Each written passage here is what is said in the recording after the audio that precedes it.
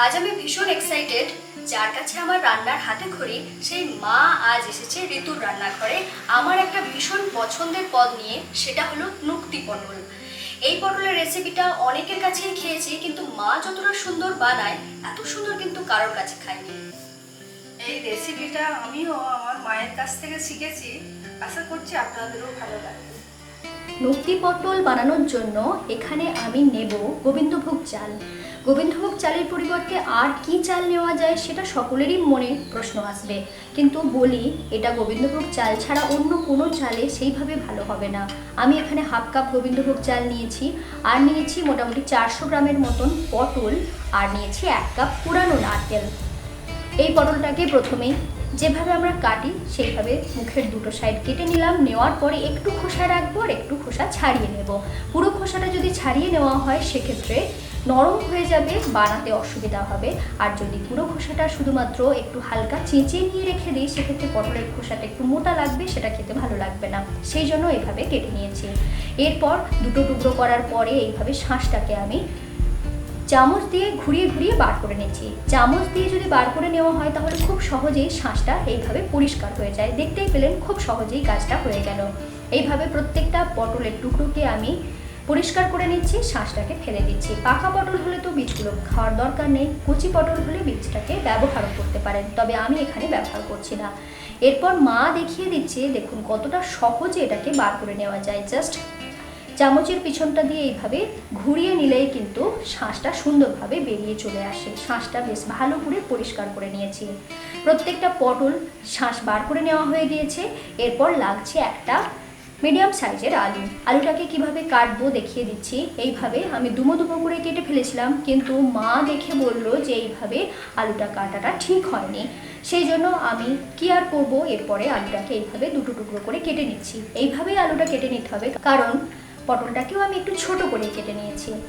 দেখুন এই টুকরোটা কিন্তু ঠিক হবে। এরপর আমি পুরটা বানিয়ে নেব। তার জন্য আমি এখানে নিয়েছি 1 কাপ কোরানো নারকেল, আর দিয়ে দিচ্ছি 15 থেকে 20টার মতন কাজুকে আমি বেটে রেখেছিলাম, সেই পেস্টটা দিয়ে দিচ্ছি। সাথে দিয়ে দিচ্ছি 1 চা চামচের মতন আদা বাটা, 1 চা চামচ নুন। নুনটা আপনারা অবশ্যই স্বাদ মতন দেবেন।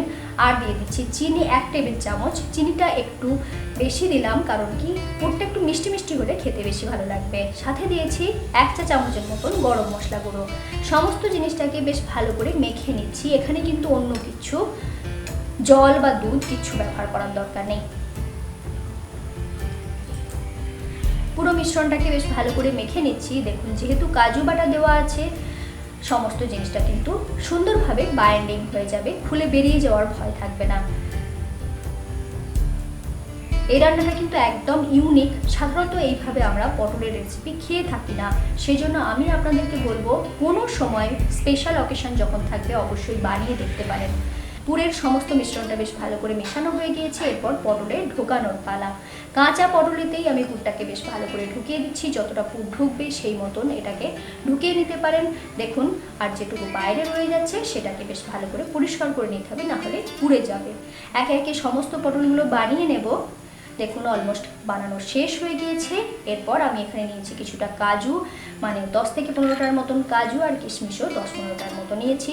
এদিকে আমি গোবিন্দভোগ চালটাকে ভালো করে ধুয়ে নিয়েছি, আর জল ঝরানোর জন্য এইভাবে স্ট্রেনারে রেখে দিয়েছি। এরপর রান্নাটা শুরু করব। তার জন্য আমি কড়াতে দিয়ে দিচ্ছি সর্ষের তেল।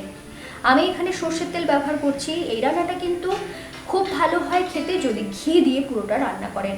আমি এখানে মোটামুটি 2 টেবিল চামচের মতন সর্ষের তেল দিয়েছি। তেলটা বেশ ভালো করে গরম হয়ে যাওয়ার পরে দিয়ে দিচ্ছি পটলগুলো এখানে ভালো করে ভেজে নিতে হবে। তবে এখানে কিন্তু পটলের মধ্যে নুন দেওয়ার দরকার নেই, শুধু পটলটাকে এইভাবে ভেজে নিতে হবে। নুন দিলে পটলটা খুব তাড়াতাড়ি নরম হতে শুরু করবে, জল বেরোতে শুরু করবে, তখন কিন্তু ভাজতে অসুবিধা হবে। এর মধ্যে আমি ঢাকা দিয়ে রেখেছিলাম মোটামুটি 2 থেকে 3 মিনিটের মতন। পটল নরম হয়ে গিয়েছে এবং অনেকটা ভাজাও হয়ে গিয়েছে।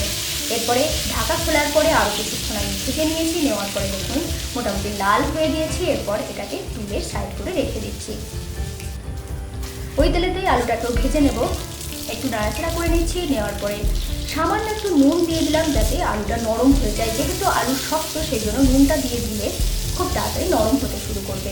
এরপর ঢেকে দিলাম ঢাকা দিয়ে মোটামুটি 4 থেকে 5 মিনিট লো ফ্লেমে রেখেছিলাম। মাঝে মধ্যে আমি 1-2 বার নাড়াচাড়াও করে দিয়েছি। দেখুন আলু কিন্তু বেশ লালচে হয়ে ভাজা হয়ে গিয়েছে। এর থেকে বেশি ভাজবো না। এরপর এটাকেও তুলে রেখে দিচ্ছি। এরপরে গ্রেভিটা বানিয়ে নেব। তার জন্য দিয়ে দিচ্ছি 2 টেবিল চামচ সর্ষের তেল আর 1 টেবিল চামচ ঘি। ফোড়নে দিয়ে দিচ্ছি 1 চা চামচের মতন গোটা জিরে, 1 চা চামচ গোটা মৌরি। গরম মশলার মধ্যে দিচ্ছি 2 টুকরো দারচিনি, 3 টুকরো ছোট এলাচ আর দিয়ে দিচ্ছি 2টো তেজপাতা। বেশ ভালো করে ফোড়নটা ভাজা হয়ে গিয়েছে, সুন্দর গন্ধ বেরিয়ে গিয়েছে। ঠিক এই সময়ে মা বলল যে 1 টেবিল চামচ আদা বাটা দিয়ে দেয়। আমি 1 টেবিল চামচ মোটামুটি 1.5 টেবিল চামচের মতন আদা বাটা দিয়েছি। আদা বাটা দেওয়ার সাথে সাথেই মা কিন্তু আবার ছেলেবেলার মতন শিখিয়ে দিল যে যেহেতু আদাটা ছিটকাতে শুরু করলে সঙ্গে সঙ্গে দিয়ে দিতে হবে 1 চা চামচ হলুদ গুঁড়ো, 1 চা চামচ নুন। নুনটা আপনারা অবশ্যই স্বাদ মতন দেবেন। দেওয়ার পরে দেখুন ভাজছি, এখন কিন্তু তেল ছিটকাচ্ছে না। এরপর দিয়ে দিচ্ছি স্বাদ মতো চিনি। আমি 1 টেবিল চামচ চিনি দিয়েছি। রান্নাটা একটু মিষ্টি মিষ্টি হবে, সেই জন্য চিনিটা ব্যবহার করলাম। ভাজা হয়ে গিয়েছে মশলা। এরপর দিয়ে দিচ্ছি জল ছড়ানো গোবিন্দভোগ চাল। এটাকে একটু ভিজিয়ে রেখে যদি জল ছড়াতে দেন তাহলে খুব ভালো হয়, চালটা নরম হয়ে থাকবে। একটু নাড়াচাড়া করে নিলাম। সাথে দিয়ে দিলাম কাজু আর কিশমিশটা, যাতে চালের সাথে কাজু কিশমিশটাও সুন্দরভাবে ঘিয়েতে ভাজা হয়ে যায়। এই সময়ে গ্যাসটাকে লো ফ্লেমে রেখে এই যে ভাজার কাজটা সেটা কিন্তু খুব ভালোভাবে করে নিতে হবে। চালটা যত ভালো করে ভাজবেন তত সুস্বাদু হবে এই পদ।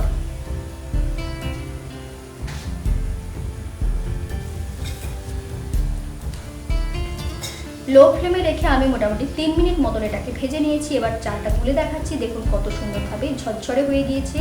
একটার সাথে একটা চাল যখন চিটবে না তখন দেখবেন ভাজা হয়ে গিয়েছে। এই সময় আমি দিয়ে দিলাম 1 টেবিল চামচের মতন জিরে গুঁড়ো।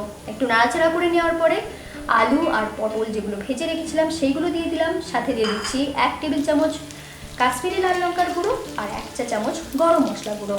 সমস্ত জিনিসটাকে আবারও নাড়াচাড়া করে নিচ্ছি। বেশ ভালো করে কষিয়ে নিতে হবে এবার সমস্ত কিছু।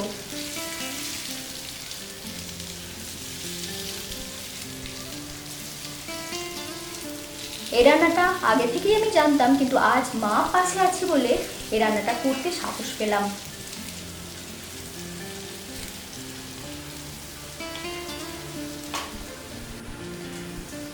এরপরে ঢেকে দিলাম যাতে সমস্ত মশলা আর সমস্ত কিছু বেশ ভালো করে মজে যায়।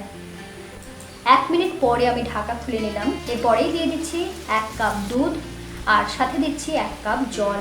পুরোটা দুধে বানালে কিন্তু বেশি রিচ হয়ে যাবে, সেজন্য আমি 1 কাপ দুধ আর 1 কাপ জল ব্যবহার করেছি। এরপর নাড়াচাড়া করে একটু ঢেকে দিলাম। ঢাকা দিয়ে আমি মোটামুটি 5 মিনিট মতন রান্না করেছি। দেখুন কত সুন্দরভাবে দুধ আর জল পুরোটা শোক করে নিয়েছি চালটা, এবং চালটা ঝরঝরে উঠেছে। দুধ আর জল একদম মাপ করে দিতে হবে যাতে চালটা বেশি ওভার কুক না হয়ে যায়। বেশ সুন্দর ঝরঝরে হবে চালটা, তাহলেই খেতে ভীষণ ভালো লাগবে।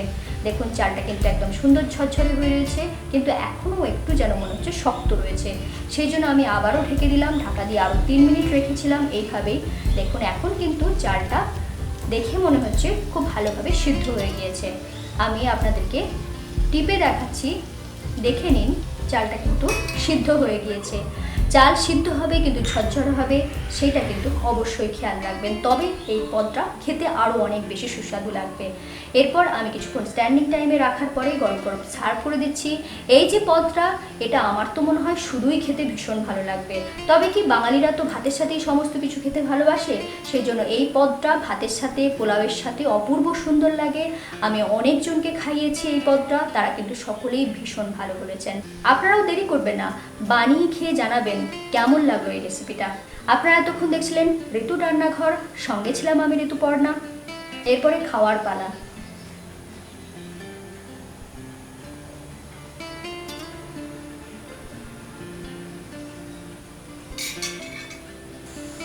পুরো ছেলেবেলায় যেরকম টেস্ট পেতাম একদম অবিকল সেই রকম হচ্ছে। তুমিও খেয়ে দেখো।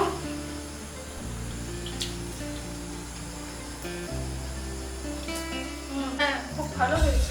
আমি বলছি বলে না, আপনিও বানিয়ে খেয়ে দেখবেন, অপূর্ব লাগবে। আজ তাহলে আসি, আবার দেখা হবে এরকমই সুন্দর সুন্দর নতুন নতুন ভিডিওর সাথে।